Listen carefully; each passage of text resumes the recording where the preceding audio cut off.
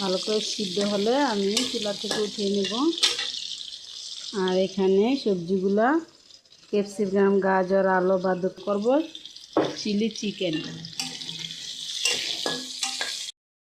যে এখন আমি পেঁয়াজগুলো কোয়া কোয়া করে খুলে নিয়েছি একটা একটা করে। আলু আর পেঁয়াজ পরে এই যে কালো গোলমরিচের গুঁড়া দিয়ে দিলাম।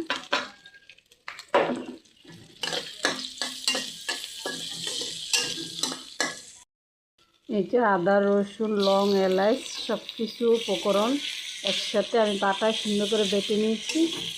এই মশলাটা দিয়ে দিলাম। এখন হালকা একটু ভাজা ভাজা হলে আমি এই সবজিগুলো দিয়ে দিব। এই তো মশলাটা সুন্দর করে ভাজা ভাজা হয়ে গেছে। এখন আমি সবজিগুলো দিয়ে দিলাম।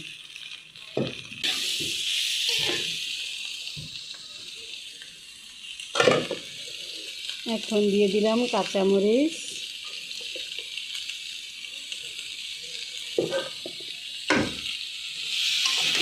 এটা এখন সুন্দর করে তেলে নেড়ে চেড়ে এখন এই যে আমি চিকেনগুলো দিয়ে দিলাম।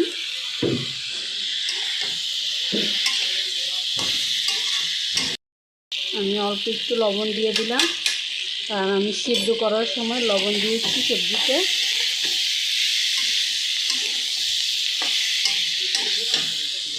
এখন দিয়ে দেব সয়া সস।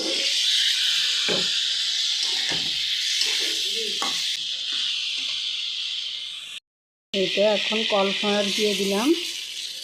আমি কর্নফ্লাওয়ারগুলো পানি দিয়ে সুন্দর করে গোলায় নিচ্ছি।